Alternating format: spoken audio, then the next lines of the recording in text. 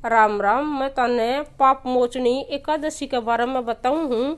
तो यह पाप मोचनी एकादशी अपनी 5 तारीख ने शुक्रवार ने करी जाएगी और यह 4 तारीख ने शाम के ही अपने 4 बजे से शुरू हो जाएगी।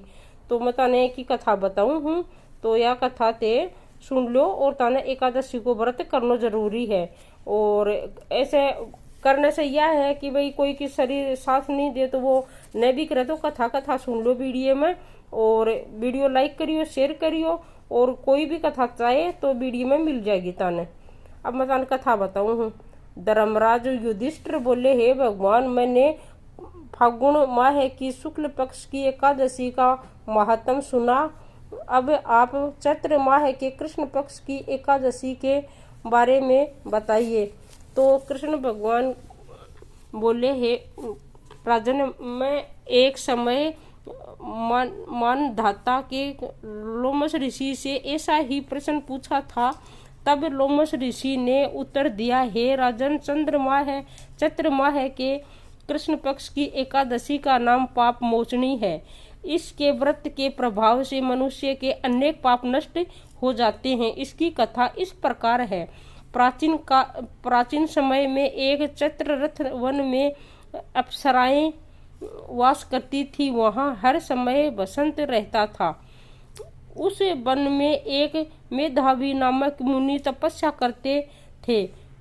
वे शिव भक्त थे। एक दिन मंजू घोषा नामक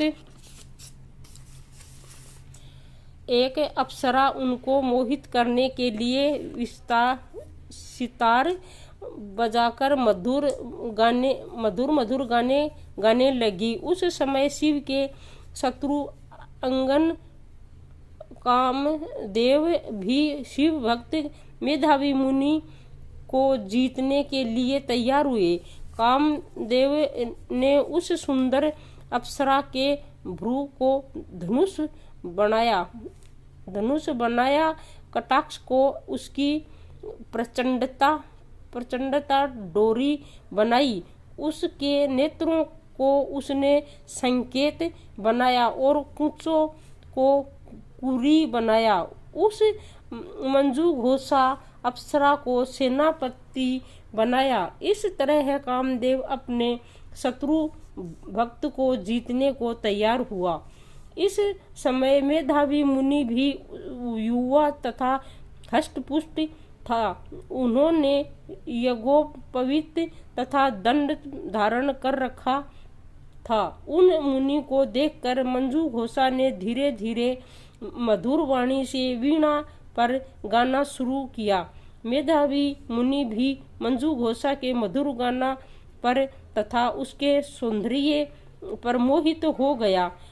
वह अप्सरा उन मुनि को कामदेव से पीड़ित जानकर आलिंगन करने लगी। वह मुनि उसके सौंदर्य पर मोहित होकर शिव रहस्य को भूल गए और काम के वशीभूत होने के कारण उन्हें एक दिन रात्रि का कुछ भी ध्यान न रहा। एक दिन मंजू घोषा उस मुनि से बोली, हे मुनि, अब मुझे बहुत समय हो गया है, स्वर्ग जाने की आज्ञा दीजिए।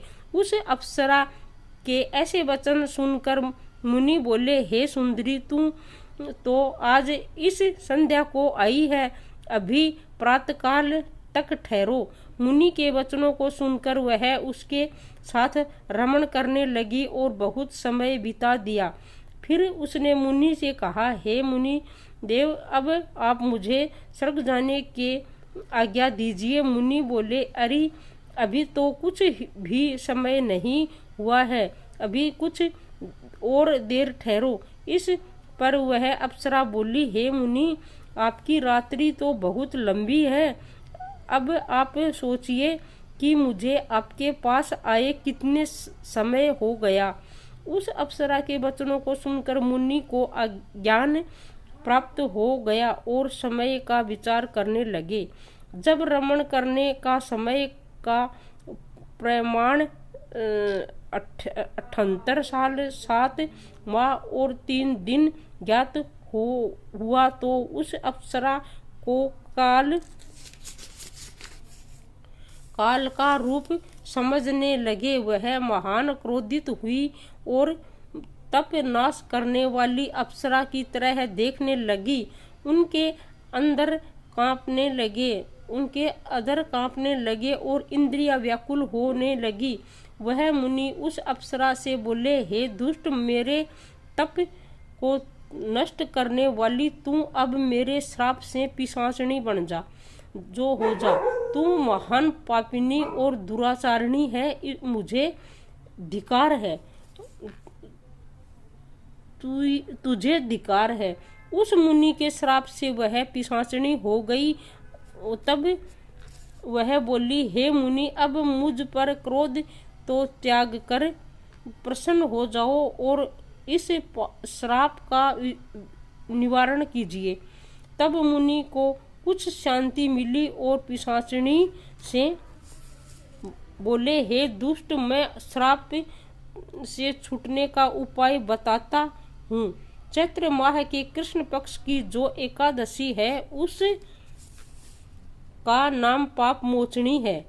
वह एकादशी का व्रत करने से तेरी पिशाचिनी की देह छूट जाएगी। इस प्रकार मुनि ने उनको समस्त विधि आदि बतला दी और अपने पिता चक्रवन ऋषि के पास गए। चक्रवन ऋषि अपने पुत्र को देखकर बोले, अरे पुत्र, तूने यह क्या किया? तेरे समस्त पाप नष्ट हो गए हैं। मेधावी बोले, हे पिताजी, मैंने बहुत बड़ा पाप किया है, आप उनके छूटने का कोई उपाय बतलाइए।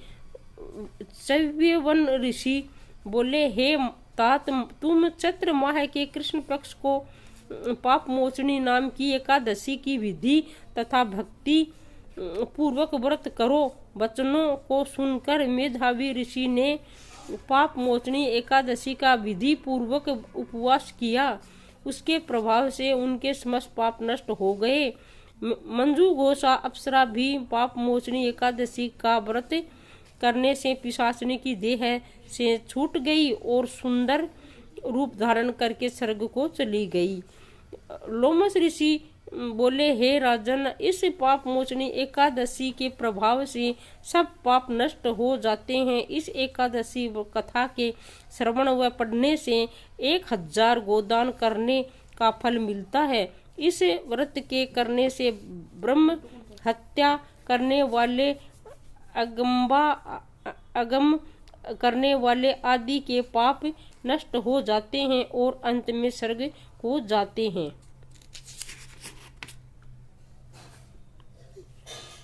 अब आप ये कथा सुन लो और व्रत करो, और मैं आपको विधि बता देती हूँ।